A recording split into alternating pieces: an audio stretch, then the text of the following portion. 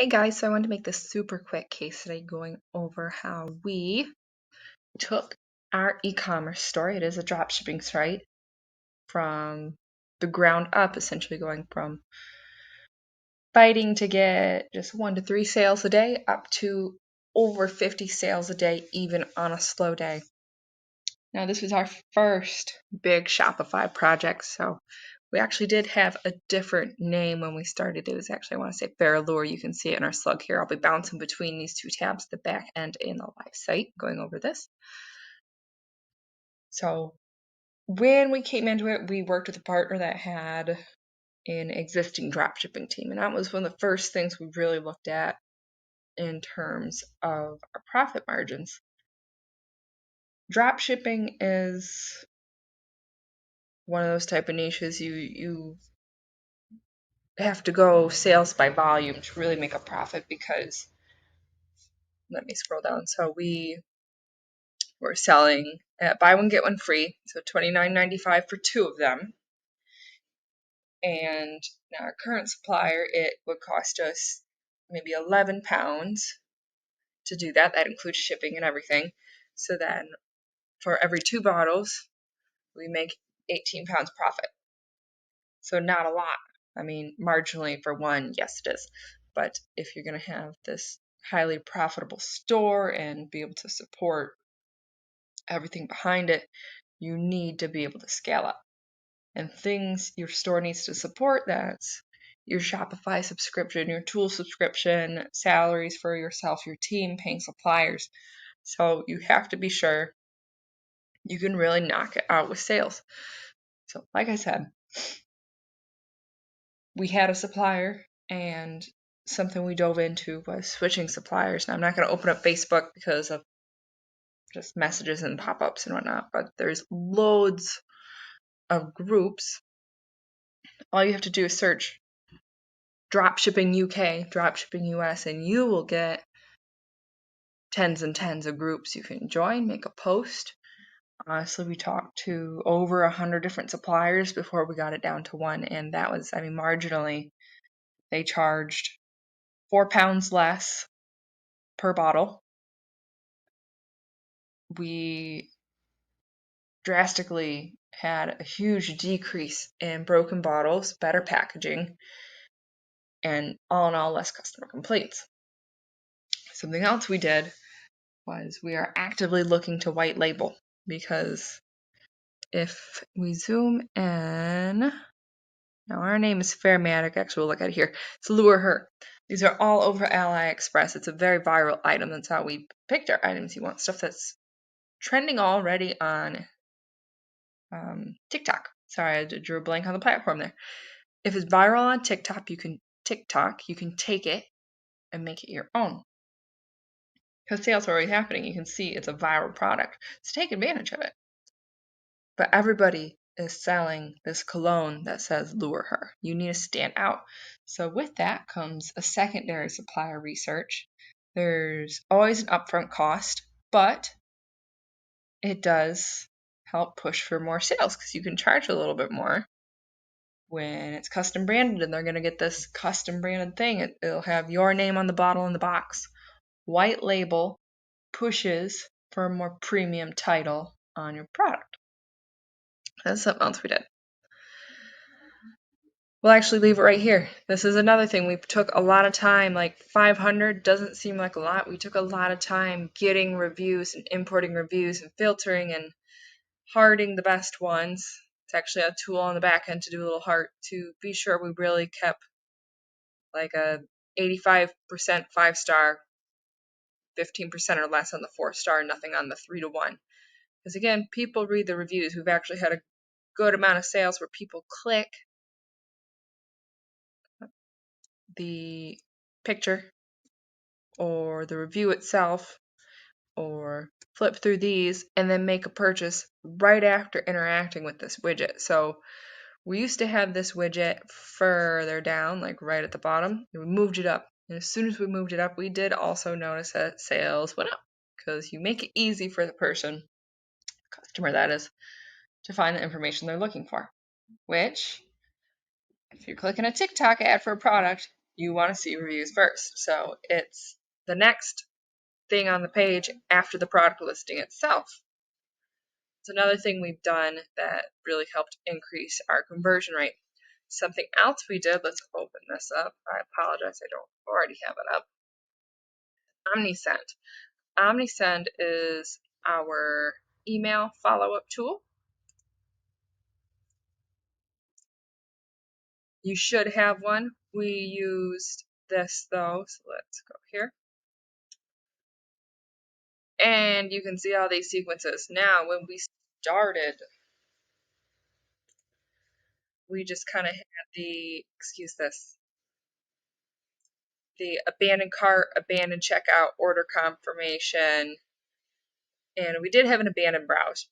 And they didn't push a good amount of sales. Gotta reel them back. Again, people get a little weary when they're clicking on a TikTok ad. So as soon as they enter an email, we start sending these. And as you can see, like that abandoned checkout, almost 900 pounds in sales from 28 sales. So that's really good. Again, this one only had 3 because they abandoned the cart. But again, that's almost 1,000 pounds in sales. We were able to pull back. We would have missed if we didn't have these running. So we really took our time to get these going and then go back and re-optimize them. What we did as a template was, as we got customer support emails, we looked at the most common questions and started building emails around those. So while we had shipping policy and updates going, a lot of people don't like clicking the link, they won't. So we have a specialty sequence set up. I want to say this one, where an email goes out every 2 days. There we go. Since we're working on it, it's just a little update, each one like 2 lines. And as soon as we cracked the code with this and got this going, our daily support inbox was down at like 25% of what the usual influx of questions was. And they were usually all just, where's my package? Or can you track this for me? It's just, people just didn't want to click it. So something like this is reassuring. It pushes more engagement from you, your brand. People are likely to come back or might go back and just purchase more mid-transit, and they have. And it just keeps them from filling up your inbox with the where's my package orders or questions. And then the very last thing you'll see here is a reminder that we're the little guy. We're not Amazon. It takes more than 2 days. And 5 days later, they should actually get this within 1 to 2 days before their delivery. So then 5 days after this, so they should have had it, we ask for a review. This has been instrumental in us just kind of improving customer relations, and with that means less disputes.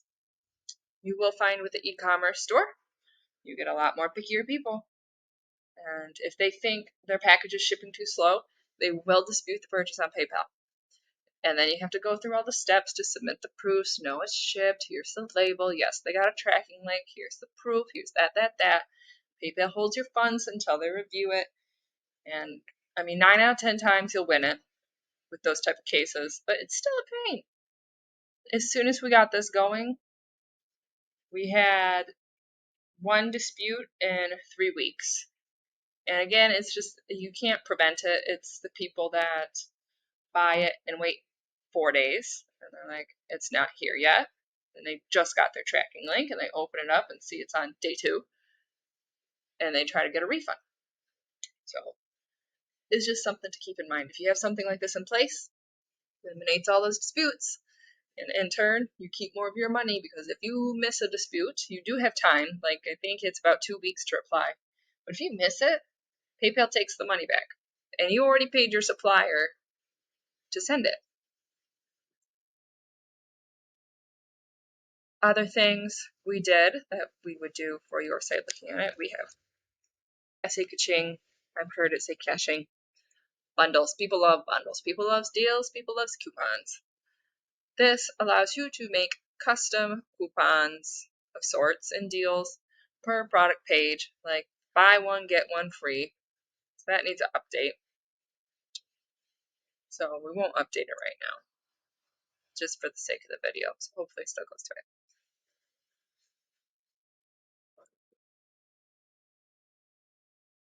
No, I won't. So we'll go back. You actually make this on the back end, these.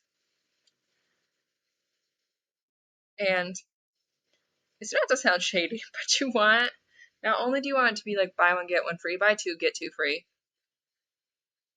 push urgency, push extra value, and make it look like they're saving a ton. Like, wow, I'm only paying like 15% of the usual ticket price. That pushes people to do the impulse buy and buy to cart, add to cart, add to cart, add to cart multiple times. People will buy more when they see that.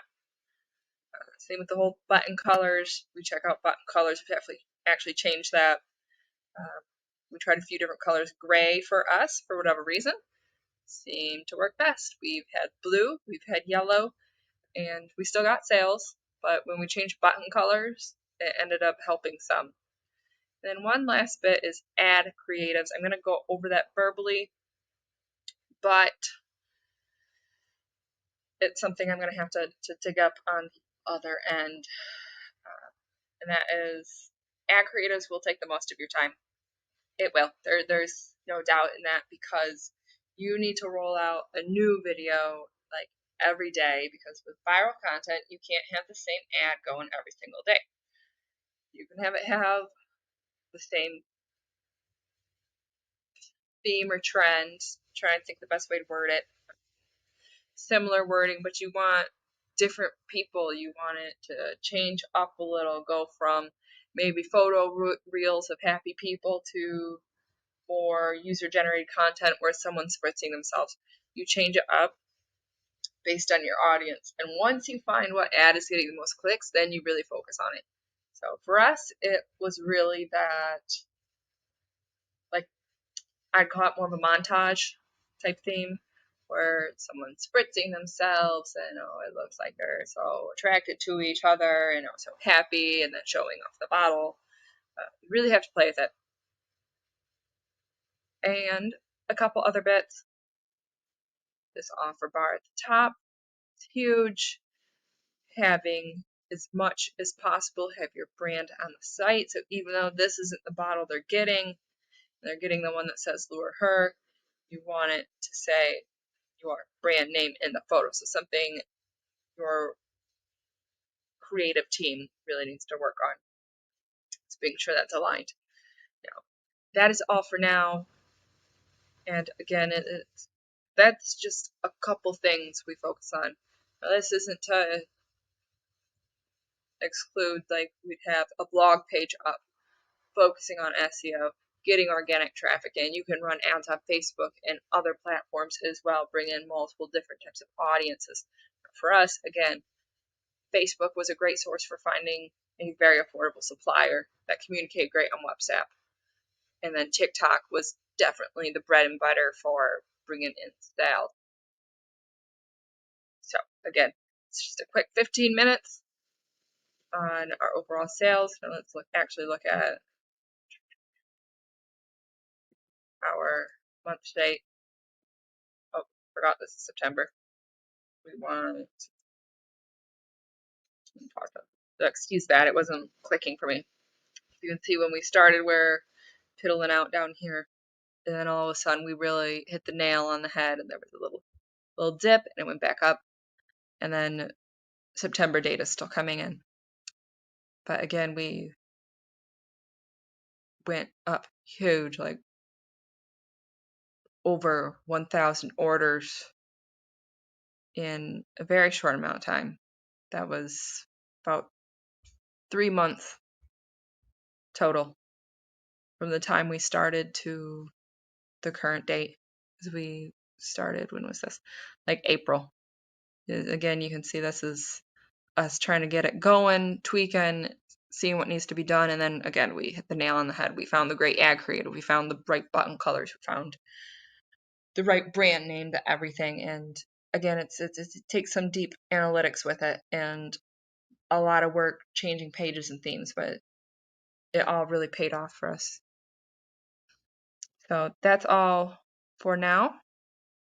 Hopefully there will be another video down the line in maybe another 6 months, and we'll see this triple, quadruple as it does scale up. It's kind of exponential. You have your up and down days, but as you can see, overall trend line, I mean, we were down here and it shot up and it stayed up all summer long.